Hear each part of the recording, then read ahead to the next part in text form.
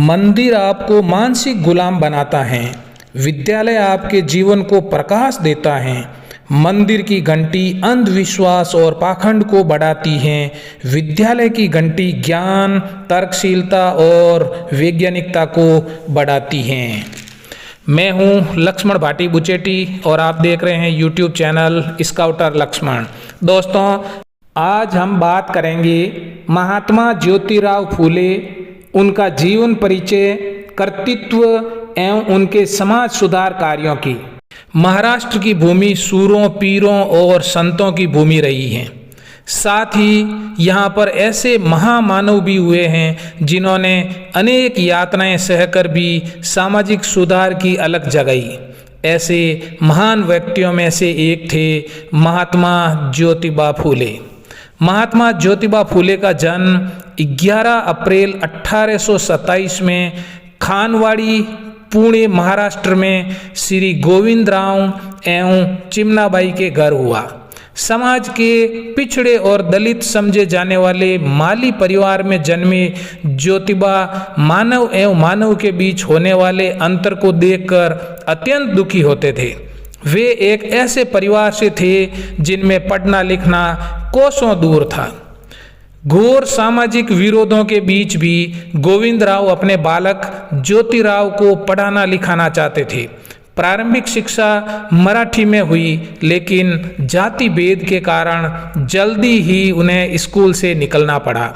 इसी बीच 1840 में ज्योतिराव का विवाह अनपढ़ सावित्रीबाई फूले के साथ कर दिया गया। इन विपरीत परिस्थितियों में भी ज्योतिराव ने अंग्रेजी स्कूल से 7वीं तक पढ़ाई की। महाराष्ट्र में सामाजिक सुधार के पिता समझे जाने वाले महात्मा ज्योतिबा फूले के आजीवन सामाजिक सुधार हेतु कार्य किया। वे पढ़ने लिखने को कुलीन लोगों की बपोती नहीं मानते थे। एक बार अपने ब्राह्मण मित्र के विवाह में गए हुए थे। जब बारातियों को पता चला कि ज्योतिबा निम्न जाति के हैं, तो उन्होंने न केवल ज्योतिबा को अपमानित किया वरन वहां से बाहर जाने को कहा। पढ़ने लिखने के बाद भी तुम नीच जाति के हो, इसलिए तुम नीच ही रहोगे, ऐसा कहकर बुरी तरह अपमानित किया गया। इस अपमान ने उन्हें भीतर तक हिलाकर रख दिया। उन्हें लगा जो धर्म मनुष्य और मनुष्य में भेदभाव करें वो इंसान का भला कैसे कर सकता है।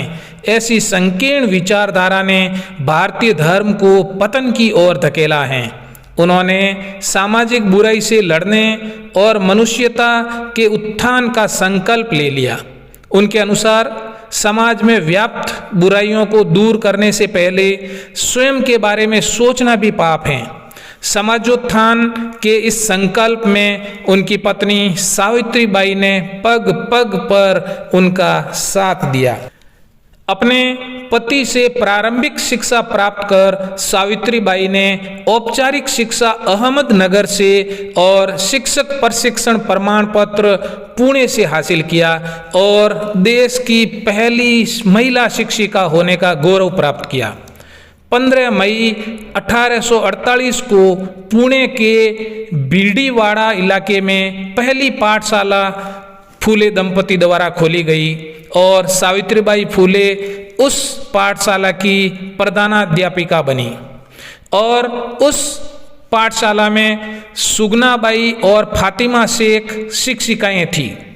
सुगनाबाई वही महिला हैं जिसने महात्मा ज्योतिबा फूले की मां की मृत्यु के बाद जब फूले 1 वर्ष के थे तब से उनका लालन पालन उन्होंने ही किया था।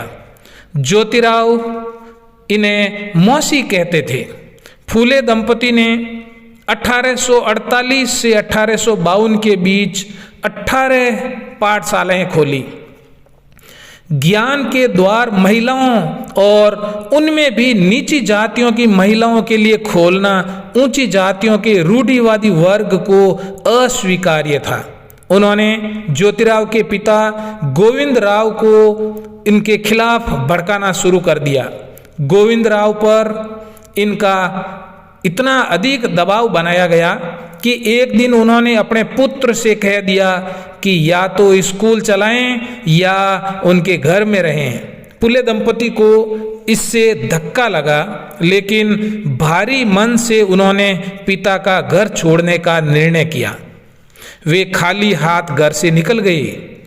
उस्मान शेख, जो ज्योतिराव फुले के घनिष्ठ मित्र थे, उन्होंने फुले दंपति को अपने घर में पनाह दी।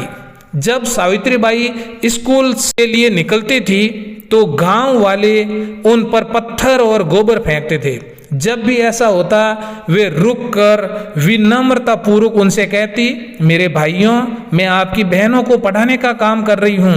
जो पत्थर और गोबर आप मुझ पर फेंक रहे हैं वे मुझे रोकेंगे नहीं, बल्कि मुझे प्रेरणा देंगे। मैं मेरी बहनों की सेवा करने को अपना प्रण पर कायम रहूंगी और ईश्वर से ये प्रार्थना करूंगी कि वो आपको आशीर्वाद दें। ब्राह्मण वर्ग ने कन्या पाठशालाओं के खोलने का जमकर विरोध किया। उन्हें जान से मारने की धमकियां दी जाने लगी। उन्होंने नारी शिक्षा की आवश्यकता और उपयोगिता से समाज को अवगत कराया। उन दोनों के इस अनोखे जोश से कन्या पाठशालाएं बड़े जोर शोर से चलने लगी। नारी शिक्षा के इस व्यापक प्रसार को, महाराष्ट्र में मिले इस स्वागत को अंग्रेजों ने भी बढ़ावा दिया। एक गर्भवती महिला की विधवा की दुर्दशा देखकर उन्होंने विधवा विवाह की वकालत की, जिसका संकीर्ण समाज ने विरोध किया। 1863 में उन्होंने अपने घर के दरवाजे गर्भवती बाल विधवाओं के लिए खोल दिए। ऐसी ही एक बाल विधवा के बच्चे यशवंत राव को फुले दंपति ने गोद ले लिया। उन्हें अच्छे से पढ़ाया लिखाया और बाद में यशवंत राव डॉक्टर बने। इन सब बातों से मिले अंतर विरोधों एवं अपमान ने उन्हें यह अनुभव कराया कि धार्मिक अंधविश्वासों से समाज को मुक्त कराना होगा। अतः उन्होंने सन 1873 में एक ऐसे समानतावादी, सर्वसाधारण तक पहुंचने वाले सत्य शोधक समाज की आधारशिला रखी, जिसका आधार विज्ञान था। उन्होंने ईश्वर की उपासना के लिए पुजारी की मध्यस्थता को अस्वीकार कर दिया। सत्य शोधक समाज की स्थापना के बाद ज्योतिबा फुले के सामाजिक कार्यों की सराहना एवं गूंज संपूर्ण देश भर में होने लगी। इनकी समाज सेवा को देखते हुए मुंबई की एक विशाल आम सभा में 11 मई सन 1888 को विठल राव कृष्णाजी वंडेकर ने उन्हें महात्मा की उपाधि से सम्मानित किया। दोस्तों, 18 नवंबर 1890 में 63 वर्ष की आयु में उस महामानव ने अपने प्राण त्याग दिए। निसंदेह ज्योतिबा फुले ने उस समय धार्मिक रूढ़िवादिता से दूर एक ऐसे समाज की संकल्पना की थी जो ज्ञान का प्रकाश दे सकें। भेदभाव रहित समानतावादी सत्य शोधक समाज की स्थापना करने वाले तथा नारी शिक्षा को प्रोत्साहित करने वाले ज्योतिबा फुले का नाम अविस्मरणीय रहेगा।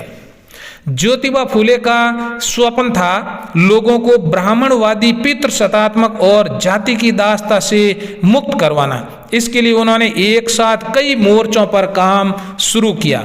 उन्होंने ब्राह्मणवादी हिंदू धर्म की समालोचना करते हुए एक पुस्तक लिखी जिसका शीर्षक था गुलामगिरी, और सावित्रीबाई फुले के द्वारा भी एक काव्य संग्रह की रचना की गई जिसका नाम था काव्य फुले। तो दोस्तों, आने वाली 11 अप्रैल को महात्मा ज्योतिबा फुले की जयंती पे हम नमन करते हैं और उनको याद करते हैं।